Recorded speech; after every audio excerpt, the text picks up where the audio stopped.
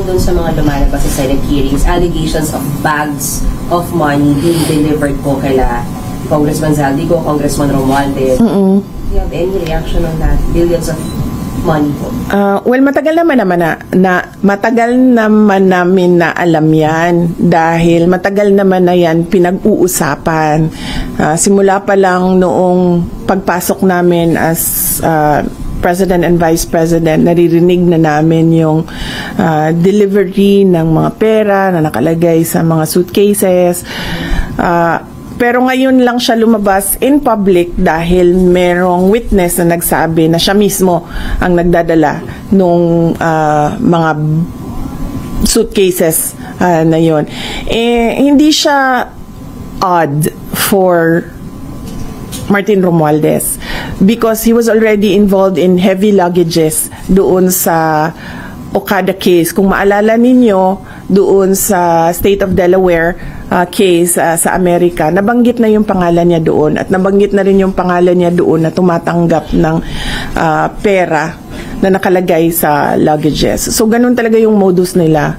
You weren't surprised? Hindi na ako nagulat, ma'am, kasi nababalita naman na yan noon. Hindi lang natin napag-usapan in public kasi at noon, panahon na yon, walang magsasabi na nakita ko, ginawa ko first hand kung ano yung nangyari. Di tulad ngayon na meron talagang isang tao na nagsabi na kung ano yung sistema, ano yung ginawa nila at paano nila ginagawa yun. Ma'am, can you confirm the report? Going back to Sir, last Friday daw, his brother, Sir Bong, was not allowed to visit him at the detention.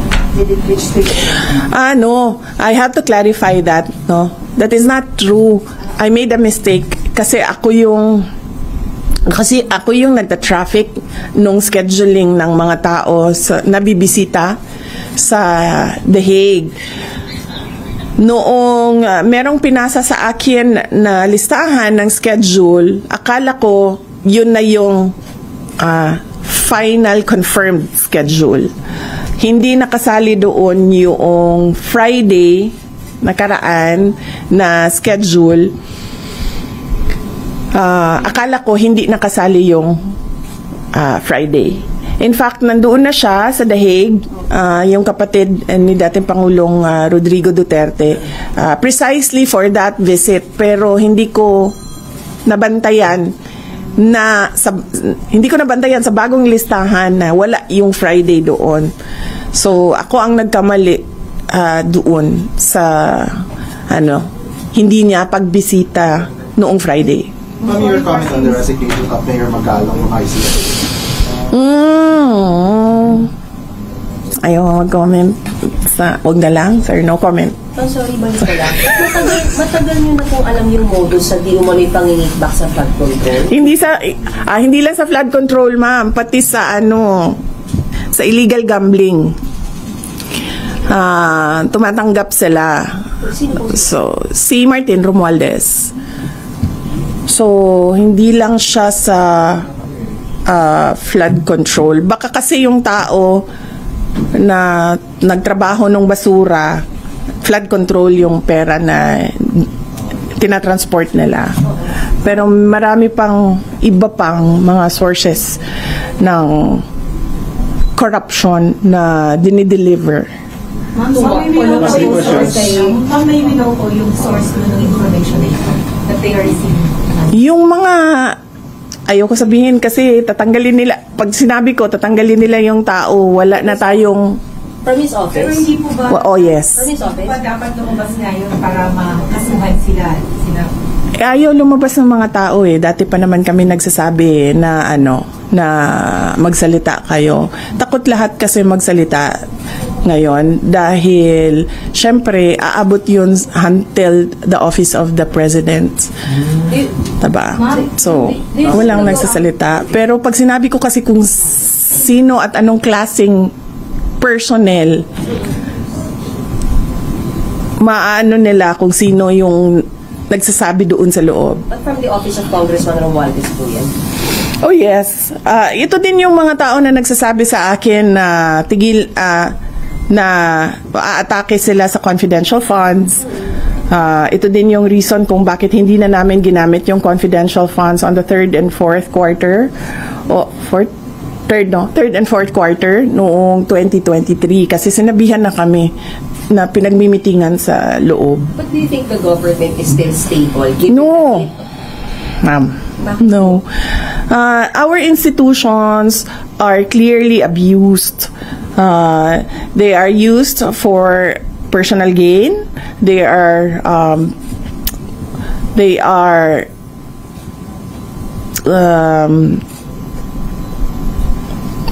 used for personal gain, and we have already seen the testimony of witnesses about corruption, and there is practically nothing happening in our country. Ilang ulit ko na yan sinasabi noon na tigilan yung politika, tigilan yung pansariling pag-una ng pansariling interes kasi walang nangyayari sa ating bansa. Meron ba kayong nakikita at all na project na nakatulong sa ating bayan? Wala. In fact, we ran on the platform of unity and continuity. Ang expectation noon is that there will be continuity on the projects like the build projects of the former administration at yung mga iba pa na nasimulan ni dating Pangulong Rodrigo Duterte, pero wala naman tayong nakita. Last question. Ang dating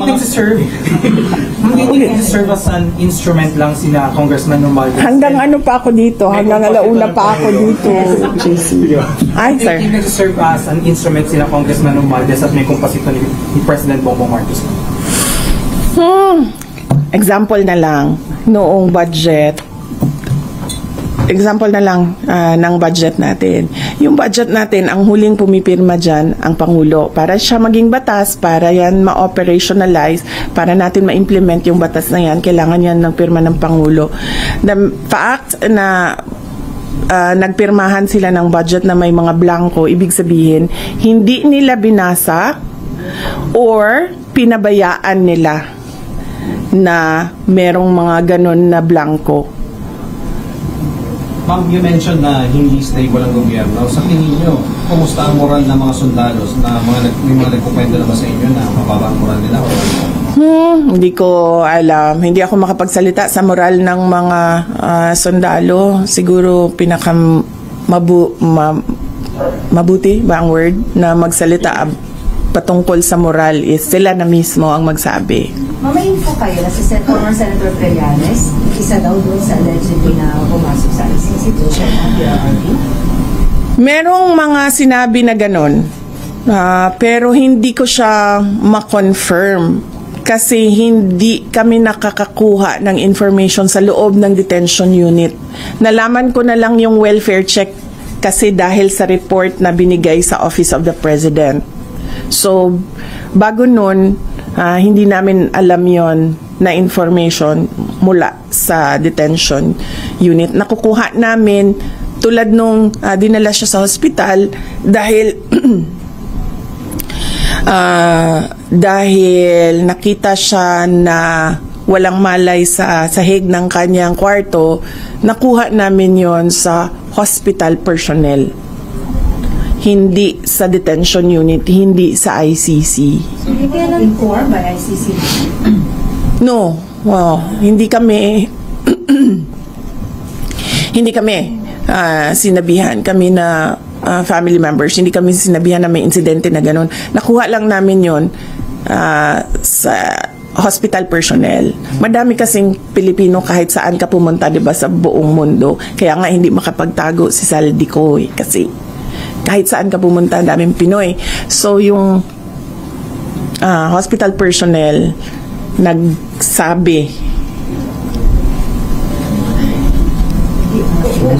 When was this? When was this? Nakita siyang Hindi ko na maalala. Pero hindi ngayon yon. Hindi the moment na lumabas yung statement. Hindi lang ako nagsalita noon. Kasi parang ang sabi ko sa lawyer na pag may mangyari naman na ganyan, kung pwede, magbigay naman sila ng information sa inyo. Kahit hindi na sa pamilya, kasi sa tingin nila, hindi dapat siguro bigyan ng, hindi ko alam kung anong rason nila. Sabi ko kahit sa inyo man lang. And then, sinabi ng lawyer that we will work on this and make sure that this will not happen again. So, hindi na ako nagsalita. Nagsalita na lang ako nung nakita ko yung report sa welfare check.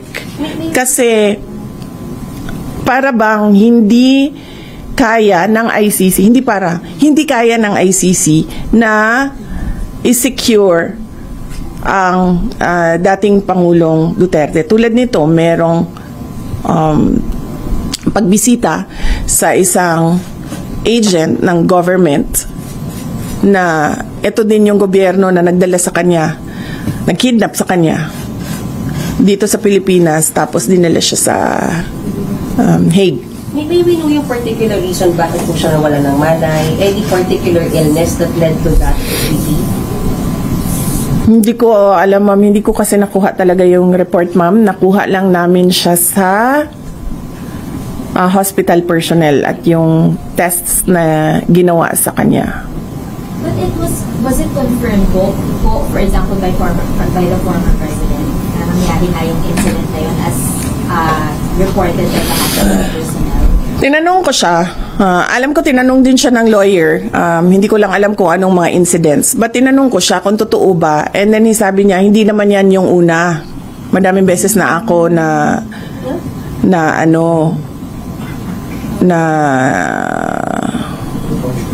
may ganyan. Natumba was his term. And isn't it alarming or Yes, it's very alarming. That is why I released a statement stating that clearly the ICC do not have full control of the safety and security of the former president, because I believe, and the way I see it, he needs 24-hour caregiver, bedside care. So, yan din yung sinasabi ko sa kanila. Keeping him in without a trial date, without a date for confirmation of charges, is just plain cruelty ba? Pinapahirapan nila yung tao. Nakadetain siya ng para ba siyang kinulong ng hindi siya na-convict. Kaya sinasabi ko doon sa statement na for humanitarian purposes, they should give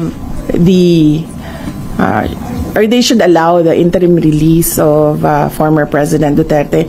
Anyway, wala namang plano yung tao na lumayas.